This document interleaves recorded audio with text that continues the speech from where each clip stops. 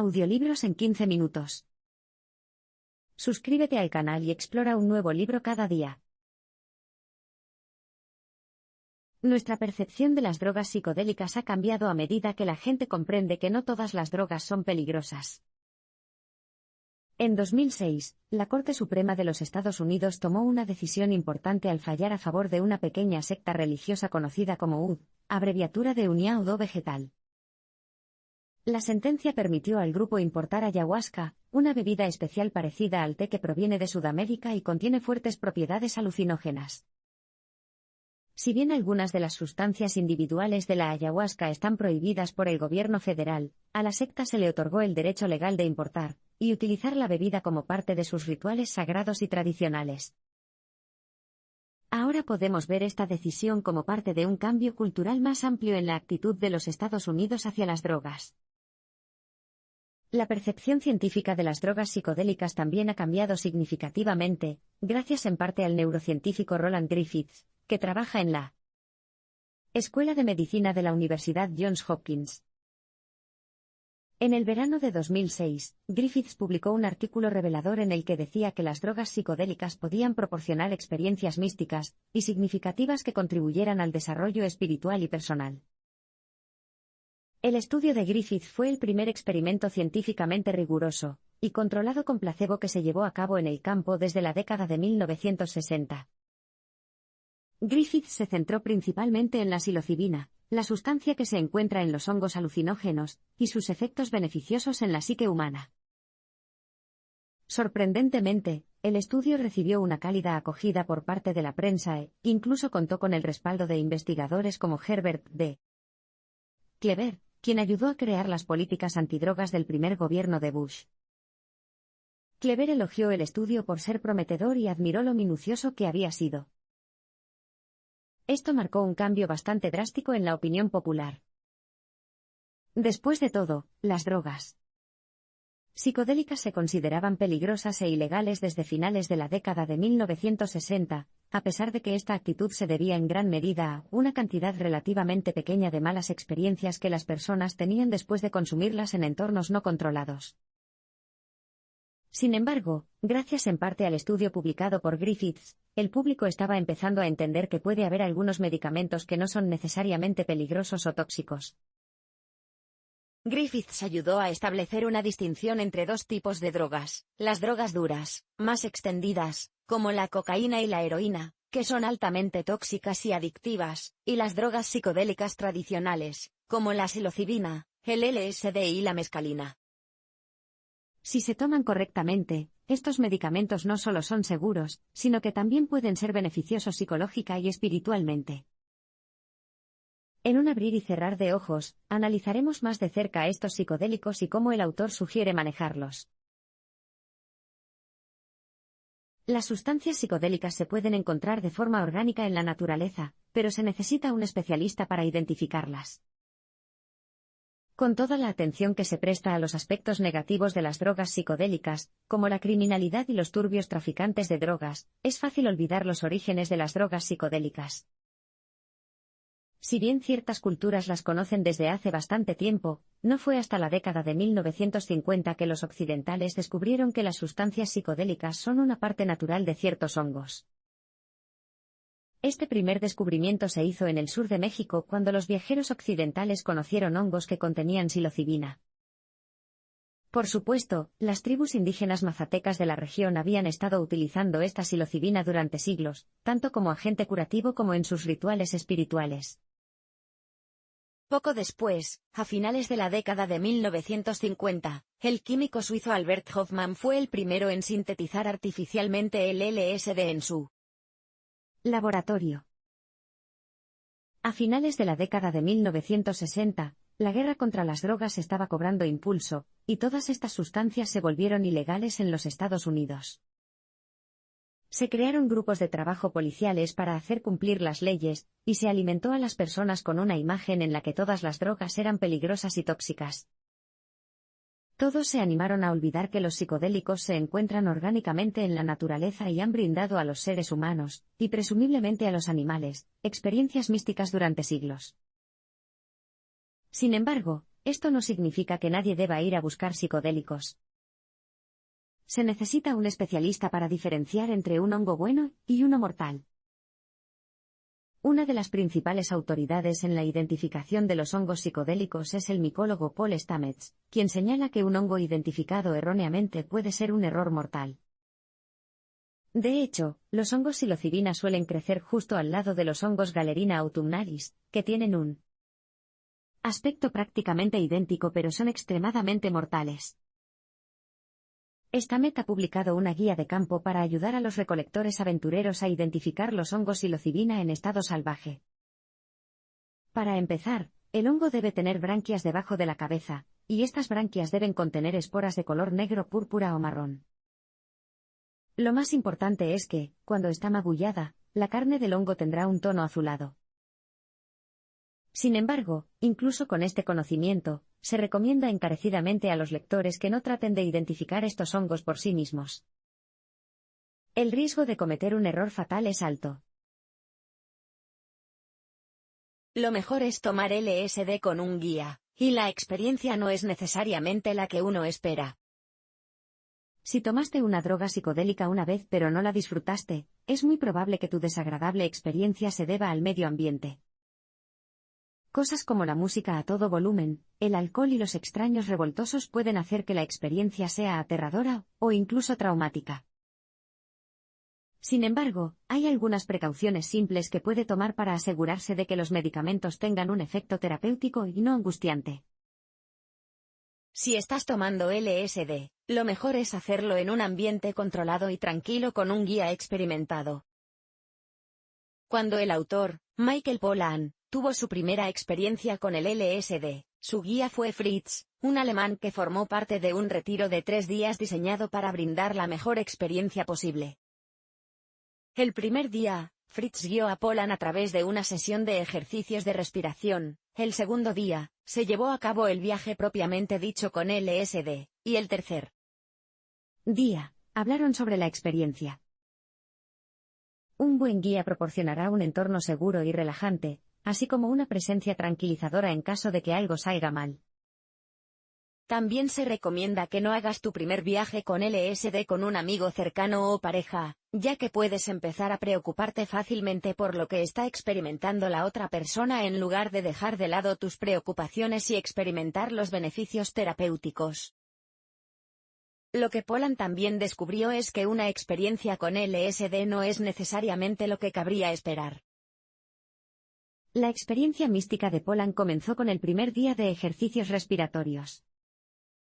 Fritz animó al autor a respirar profunda y rápidamente mientras hacía un esfuerzo especial para exhalar.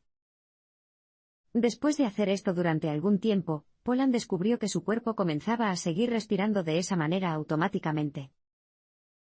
Sorprendentemente, el autor tuvo entonces una visión de sí mismo montando a caballo y, por primera vez en su vida, se sintió verdadera y plenamente conectado con su cuerpo. Cuando terminó la sesión, había estado respirando intensamente durante más de 1 hora y se sentía absolutamente radiante. En cuanto a la experiencia con el LSD, no fue un viaje loco. En cambio, Pollan sintió que lo estaban guiando a través de una exploración psicológica de su familia. Durante su viaje, presenció imágenes de la vida de su hijo, y luego de la vida de su padre. Cuando todo terminó, había desarrollado un nuevo sentido de compasión y amor por ambos. El misticismo que rodea a los psicodélicos puede parecer cursi al principio, pero la experiencia puede ser realmente poderosa para algunos. Lo creas o no, Pollan se sintió algo decepcionado después de su primera experiencia con el LSD. Si bien el viaje lo había alentado a abrirse emocionalmente a los demás, no fue tan transformador como esperaba. Así que ahora estaba listo para pasar a otra sustancia y probar una guía más mística. Esta vez se trataba de hongos psilocibina, y la guía era una mujer llamada Mary que vivía en la costa este. Al principio, Pollan encontró que todos los adornos místicos relacionados con los psicodélicos eran un poco cursis. Dentro de la casa de Mary había muchas plantas y simbología femenina. Y en la habitación donde tuvo lugar el viaje, había un altar cubierto de tela morada con una amatista en forma de corazón, un candelabro de cristal morado, una rama de salvia, un hongo enorme y el ala de un cuervo. Inmediatamente le recordó a Poland todo lo que desconfiaba del misticismo.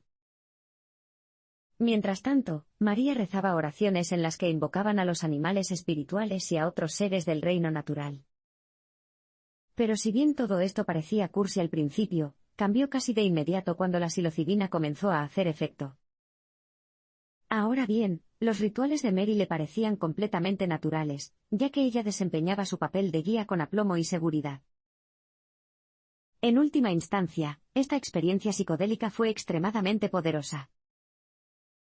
Tras comerse el hongo entero, Poland había tomado el equivalente a 2 gramos de psilocibina. Era una dosis normal, pero era más de lo que había tomado en su viaje con LSD con Fritz. Poco después de que la droga hiciera efecto, el autor fue a orinar y encontró el baño lleno de luces centelleantes. Y cuando orinó, el arroyo parecía estar hecho de diamantes. Luego, cuando regresó a la habitación con el altar, el rostro de María se había transformado en el de una anciana mexicana. Pero no una mujer. Cualquiera, la reconoció como el rostro de María Sabina, la curandera indígena mazateca que muchos creen que fue la primera en dar hongos psilocibina a los viajeros occidentales. A medida que avanzaba el viaje, el ego de Poland se disolvió. Si bien todavía podía percibir el mundo que lo rodeaba, ya no lo era desde la perspectiva habitual de su mente y su ego. En cambio, solo había una conciencia imparcial y libre de cargas.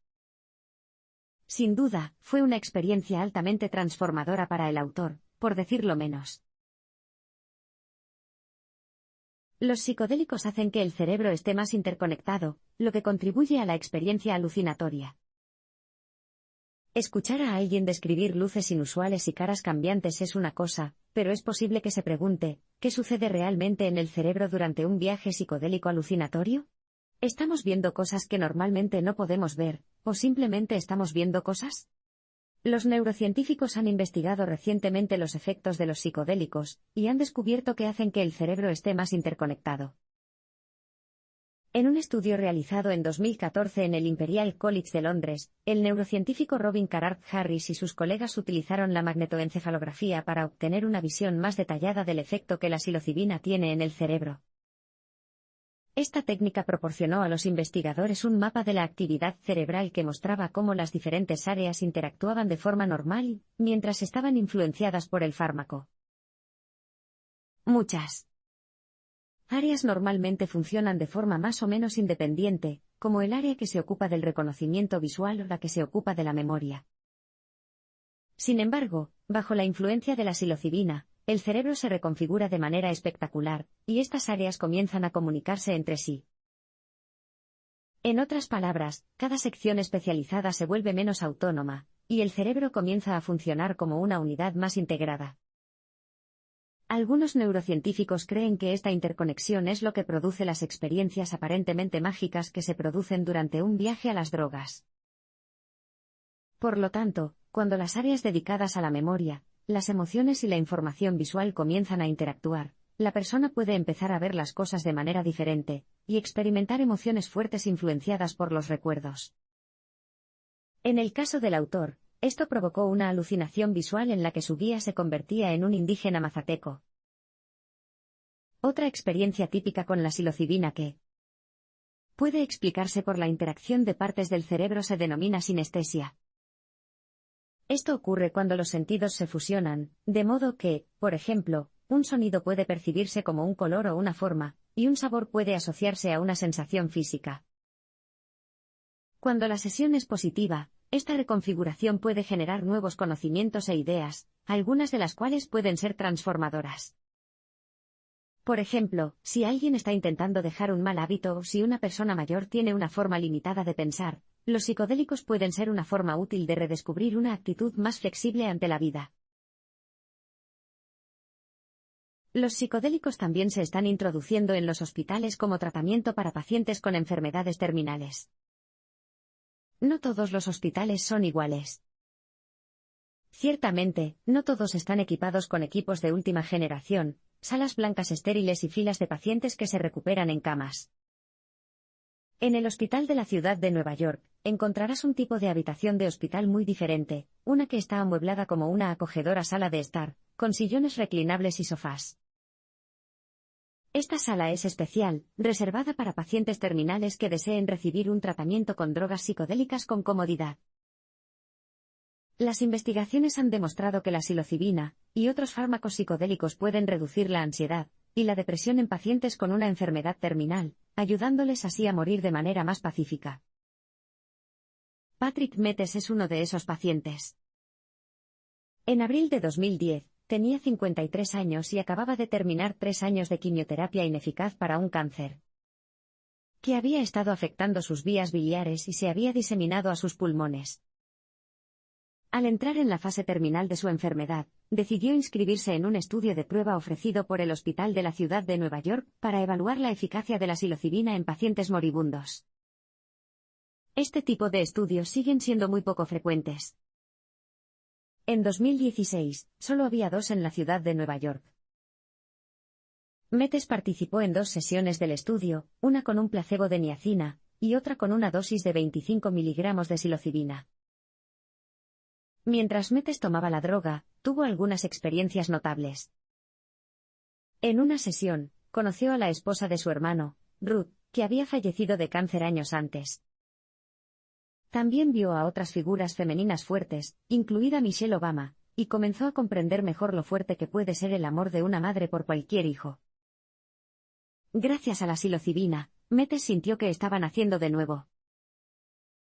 A pesar de que esta fue una experiencia tranquila para Metes, le hizo llorar y, a veces, le dificultó la respiración. Como resultado, a sus guías del hospital les preocupaba que pudiera ser demasiado. En un momento dado, dijo Metes, tanto el nacimiento como la muerte fueron un trabajo duro, y luego levantó las piernas y comenzó a actuar como si estuviera dando a luz a un bebé.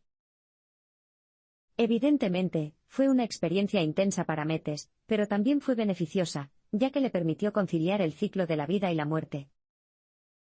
Al final, los resultados del ensayo demostraron que fue un éxito, con una impresionante reducción del 80% en la ansiedad y la depresión de los participantes. Se han iniciado más estudios de ensayo para confirmar estos resultados, por lo que tendremos que esperar y ver si el tratamiento psicodélico se convierte en una opción generalizada para los pacientes terminales. La evidencia muestra que tomar psicodélicos puede cambiar la perspectiva de la vida de las personas y ayudar a curar la adicción. He aquí una pregunta para ti: ¿qué tienen en común los astronautas y alguien que toma una droga psicodélica? No, no tiene nada que ver con drogarse, se trata de tener una nueva perspectiva de la vida. Durante la era de las famosas misiones Apolo de la NASA, más de una docena de astronautas viajaron a la Luna, y muchos de ellos han hablado de la experiencia radicalmente transformadora que se produce cuando se puede ver la Tierra desde una nueva perspectiva. De repente, parece tan frágil cuando se ve como nada más que un pequeño orbe azul rodeado por la inmensidad infinita del espacio. Como parte de la misión Apolo 14, el astronauta Edgar Mitchell habló de haber vivido un momento profundamente místico al contemplar su planeta natal, desde la nave espacial. Lo llamó Savikalpa Samadhi, un término indio que se refiere al momento en que tu ego se disuelve por completo y se fusiona con el universo infinito. Efectivamente, las personas que han consumido drogas psicodélicas a menudo experimentan un cambio de perspectiva similar. Hablarán de darse cuenta de que todo en el planeta está conectado, como un organismo vivo, o de que todos estamos compuestos de los mismos elementos que están en las estrellas, algo que ahora sabemos que es científicamente cierto. También sabemos que las experiencias psicodélicas que cambian la perspectiva pueden ser útiles en más de un sentido. También pueden ayudar a las personas a dejar una adicción. En 2009, el psicólogo Matthew Johnson lanzó un estudio en la Universidad Johns Hopkins para determinar si los psicodélicos podrían ayudar a los fumadores a largo plazo a dejar de fumar. Después de recibir un entrenamiento cognitivo-conductual inicial, los participantes fueron guiados a través de una serie de sesiones de psilocibina a lo largo de un año. Durante el proceso, se sometieron a pruebas periódicas de monóxido de carbono para controlar su abstinencia de fumar, Si bien el estudio fue pequeño, con solo 15 participantes, la tasa de éxito fue enorme. Después de 6 meses, el 80% había mantenido la abstinencia y, después de un año, el 67% había tenido éxito. Este resultado es mucho mejor que cualquier otro tratamiento para no fumadores disponible actualmente. Lo interesante es que los pacientes que informaron haber tenido sesiones más intensas y transformadoras tenían más probabilidades de permanecer en abstinencia. Todo es muy prometedor, pero se requieren más pruebas para determinar exactamente por qué funciona. Los psicodélicos pueden aliviar la depresión al crear un nuevo sentido de conexión en los pacientes depresivos.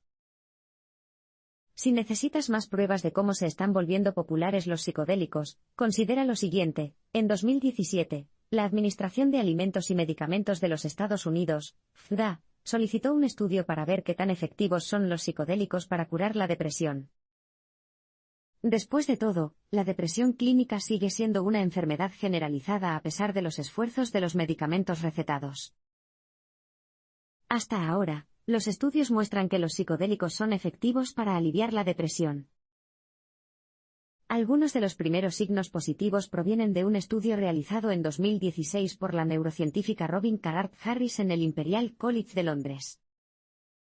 Había probado los efectos de la psilocibina en 6 mujeres y 6 hombres, todos los cuales sufrían de depresión crónica, y habían intentado otras curas sin éxito al menos 2 veces. Después de una semana de tratamiento, un notable 80% informó de una mejoría en sus síntomas, mientras que más del 60% dijo que su depresión había desaparecido por completo. Con estos impresionantes resultados, el estudio se amplió para incluir a 20 personas que recibieron una semana de tratamiento, pero esta vez los pacientes también fueron examinados 6 meses después de sus tratamientos. Después de este periodo más largo, los resultados fueron menos perfectos, y solo 6 pacientes informaron que todavía estaban completamente libres de depresión. Sin embargo, este resultado puede significar simplemente que algunos pacientes deberán repetir los tratamientos con psilocibina cada pocos meses para mantener los beneficios. Sea cual sea el caso, estas primeras pruebas sugieren que los psicodélicos podrían ser preferibles a los productos farmacéuticos que se utilizan actualmente, que generalmente requieren un uso diario y, a menudo, tienen efectos secundarios debilitantes. Una vez más, actualmente se están realizando más estudios para ver si se pueden corroborar los beneficios. Pero ya sabemos que una de las formas en que los psicodélicos alivian la depresión es al permitir que los pacientes encuentren un nuevo sentido de conexión en sus vidas. Al entrevistar a los participantes en el estudio del Imperial College, la psicóloga clínica Rosalind Watts intentó descubrir qué había cambiado exactamente para quienes habían encontrado alivio. La abrumadora respuesta fue que habían experimentado la depresión como un estado de desconexión, de otras personas, de su yo más joven, de sus creencias espirituales e incluso de las cosas que los rodeaban y que miraban y tocaban. Por lo general, una persona depresiva puede mirar una orquídea o cualquier cosa hermosa, y no sentir la felicidad ni ninguna de las emociones positivas asociadas con la naturaleza o la belleza. Sin embargo, según los pacientes, la psilocibina parece tener el poder de volver a conectarlos con el mundo y con las personas que forman parte de sus vidas, al menos durante un tiempo. Mientras esperamos a que surjan más datos y resultados de pruebas, debemos reconocer que existe un antídoto potencial para el gravísimo problema de la depresión y otros trastornos psicológicos que afecta a un gran número de personas en todo el mundo. Lo que antes se descartaba como peligroso puede, de hecho, ser la clave de la felicidad futura de quienes sufren.